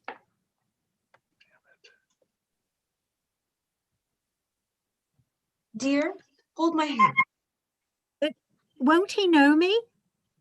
Mrs. Code, I'm sorry. It didn't so much matter about the likes of us, but for your sake, I wish Cody hadn't gone out. We that have been happily married this 30 years. Toad comes in inquiringly with a skip and a jump, wearing his Act One clothes like the others. May I intrude? My name is Code. The fact is, I was playing about in the wood on a whistle and I saw your light. Playing about in the wood with a whistle? And why not, madam? Madam, don't you know me? I don't know you, but I wish I did. Do you? Why? If I may say so, you have a very soft, lovable face. Who was with you playing a whistles in the wood? No one was with me. No lady? Certainly not. I am a bachelor. A bachelor? Don't give way, dear. It might mean much worse. A bachelor? And you are sure you never spoke to me before? Do think. Not to my knowledge, never. Except in dreams. And what did you say to her in dreams? I said, my dear. Odd. Darling man. How could you say such things to an old woman? Old? I didn't think of you as old. No, young, with the morning dew on your face, coming across a lawn in a black and green dress and carrying such a pretty parasol. Well, that was how he first met me. He used to love me in black and green, and it was a pretty parasol. Look, I am old, so it can't be the same woman. Old? Yes, I suppose so, but it is the same soft, lovable face and the same kind, beaming smile that children could warm their hands at. He always liked my smile. So do we all. Emma. He hasn't forgotten my name. It is sad we didn't meet long ago. I think I've been waiting for you. I suppose we have met too late? You couldn't overlook my being an old fellow, could you, eh? How lovely. He is going to propose to her again. Cody, you happy thing. He is wanting the same soft face after 30 years. We mustn't be too sure, but I think that is it. What is exactly that you want, Mr. Code? I want to have right to hold the parasol over you. Won't you be my wife, my dear, and so give my long dream of you a happy ending? Kisses are not called for at our age, Cody, but here is a muffler for your old neck. Oh, my muffler. I have missed it. But why, what? How was this? He is coming too. Lob, bless me, Cody. I went into that wood. And without your muffler. You that are so subject to chills, what are you feeling for in your pocket? The whistle, it is the whistle Gone. Of course it is. It's rather a pity, but Have I been saying awful things to you? You've been making her proud. It's a compliment to our whole sex. You had a second chance, and it is her again. Well, of course it is. But I see I was just the same nice, old, lazy Cody as before, and I had thought if I had a second chance, I could do things. I have often said to you, Cody, that it was owing to my being cursed with a competency that I didn't write my great book. But I had no competency this time, and I haven't written a word. Oh, that needn't make you feel lonely in this house. You seem to have been quite happy as an old bachelor, dear. I'm surprised at myself, Emma, but I fear I was. I wonder if what it means is that you don't especially need even me. I wonder if it means that you are just the sort of amiable creature that would be happy anywhere and anyhow. Oh, dear. Can it be as bad as that? Certainly not. It is a romance, and I won't have it looked upon as anything else. Thank you, Joanna. You will try not to miss that whistle, Cody. It's the You are all I need. Yes, but I am not so sure, as I used to be, that it is a great compliment. Cody, behave. There is a knock on the window. Purdy peeps out. Mrs. Darth, she is alone. Who would have expected that of her? She is a wild one, Jack, but I sometimes thought rather a dear. I do hope she's got off cheaply. Alice enters the room in her dinner gown. Ah, pleased to see you, stranger. I was afraid that an unceremonious entry might startle you. Oh, not a bit. I usually enter the house by the front door. I have here that such is the swagger way. Oh, so stupid of me. I lost myself in the wood and... Of course you did. But never mind that. Do tell us your name. Yes, your name. Of course. I am the Honorable Mrs. Finch-Fallow.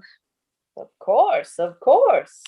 I hope Mr. Finch-Fallow is very well. We don't know him personally, but may we have the pleasure of seeing him bob up presently?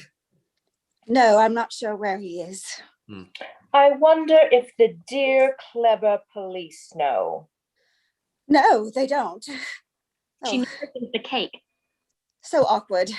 I gave my sandwiches to a poor girl and her father, whom I met in the wood, and now, isn't it a nuisance? I am quite hungry. May I? Without waiting for consent, she wolfs down the cake.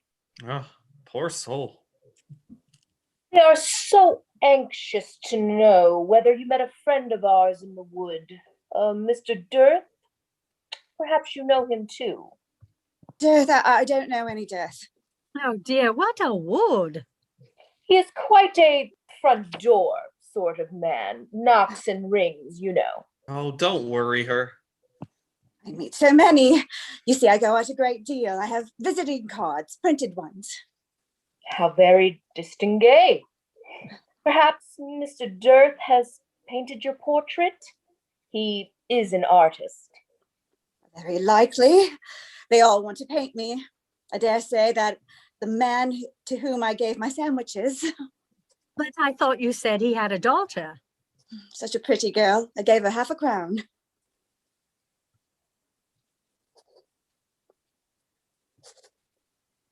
Well, let's not be so sure. Was the man you speak of a rather chop-fallen, gone-to seed sort of person?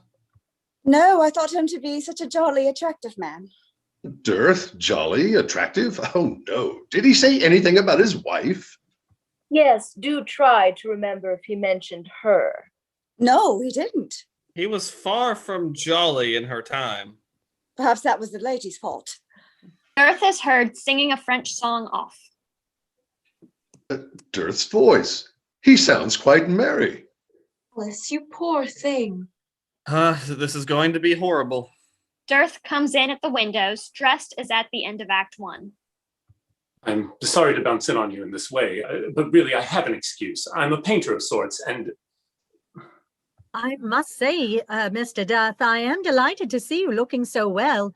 Like a new man, isn't he? I am certainly very well, if you care to know, but did I tell you my name?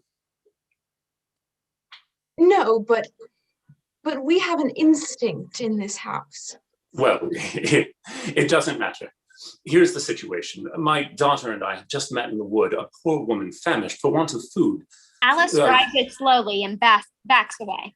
We were as happy as grigs ourselves, and the sight of her distress rather cut us up. Can you give me something for her? Why are you looking so startled? He turns to the table and sees the remains of the cake. May I have this? A slight movement from Alice attracts his attention, and for the first time he sees her. He recognizes her as the woman in the wood, and her dress astonishes him. The others are beginning to understand the situation. He frowns and takes a step towards her. I feel I can't be mistaken. It was you I met in the wood. Have you been playing some trick on me? It was for her that I wanted the food. Have you come to take the money you gave me? Your dress. You were almost in rags when I saw you outside. I don't understand. For that matter, Dirth, I dare say you were different in the wood too. What? Where am I? I seem to know you, do I? Yes, you do. Now hold me hand and you will soon remember all about it. I'm afraid, Mr. Dirth, it is harder for you than the rest of us. I wish I could help you, but I can't. I'm a rotter. We are awfully sorry. Don't you remember Midsummer's Eve? Midsummer Eve. This room. Yes, this room. You. Was it you? You were going out to look for something. The Tree of Knowledge, was it? No, somebody wanted me to go too. Who was that? A lady, I think. Why did she ask me to go? What was I doing here? I was smoking a cigar. I laid it down. He finds the cigar. There. Who was the lady? Something about a second chance. Yes, you poor dear. You thought you could make so much of it. A lady who didn't like me. She had good reasons too, but what were they? A little old man. He did it. What did he do? It's coming back. I am not the man I thought myself. I am not Mrs. Finchfellow. Who am I? You were that lady. It is you, my husband. My dear, you are much better off, so far as I can see, than if you were Mrs. Finchfellow. Yes, indeed. But he isn't. Alice, I didn't know you when I was in the wood with Margaret. Margaret. Oh my God. He buries his face in his hands. No one can do anything. Alice goes to him. A pause. I wish. He does not look up. She presses his shoulder fiercely and exits. He remains with his head in his hands. The others don't know what to do. You old ruffian. No, I am rather fond of our lonely, friendly little host. Lob, I thank thee for that hour. He exits in the same direction of Alice. Did you see that his hand is shaking again? The watery eye has come back. And yet they are both quite nice people. We are all quite nice people. We can't change. Jack says the brave ones can. You know, I feel sorry for her as well as for him. She's really quite a good sort. I dare say there is nothing the matter with her except that she would always choose the wrong man, good or bad, but the wrong man for her. I think we had best all toddle off to bed, huh? It must be getting late. Métis enters. Breakfast is quite ready. My watch has stopped. And mine, just as well, perhaps. There is a smell of coffee. Come along, Cody. I do hope you have not been tiring your foot. Shall give it a good rest tomorrow, dear. I have given your eggs 6 minutes, ma'am. Codes exit, followed by the Purdies. Lady Caroline crosses to follow. She and Matey have a self-conscious look at each other, getting in each other's way. He draws aside, and Lady Caroline goes out. Joanna stays behind. Strange experiment, matey. Does it ever have any permanent effect? So far as I know, not often, miss, but I believe once in a while. If you want to know whether it will have any on you, he could show you if he liked. Catch me risking it. But I should like to know about the dearths. She shrugs, resigned to the fact that she'll never know, and exits. Did you hear what the lady said, you mischievous, innocent old devil? Lob kicks and withdraws his leg from view. You've swindled me again and again, but I think I've got you now. Matey goes to his chair and seizes it, leaning well over it. Matey pulls the chair round to face down and finds it empty. He shakes his head tolerantly as one who knows Lob, then switches off the lights. He then goes up and draws aside the curtains. We now see the garden in full daylight. Lob is standing there with his back to us. He jumps round to startle Matey, who goes off to the dining room with a tolerant smile. Lob remembers what Joanna had said about wanting to know the future of the dearths. He works a spell with his hands. A lark is heard singing in the garden. Lob hides behind the curtain and disappears. Dearth, in a tweed suit, carrying an easel and canvas and humming a French song and smoking a pipe, happy again, comes into view. He looks up at the lark and smiles. He beckons, and Alice comes, dressed rather like Margaret. They look happily at each other, kiss, and pass on. There is a moment's pause, and then Margaret, as she was in the wood, gaily dances after them. The lark sings on. Lob, looking very old but pleased, sinks into his chair and has a final kick.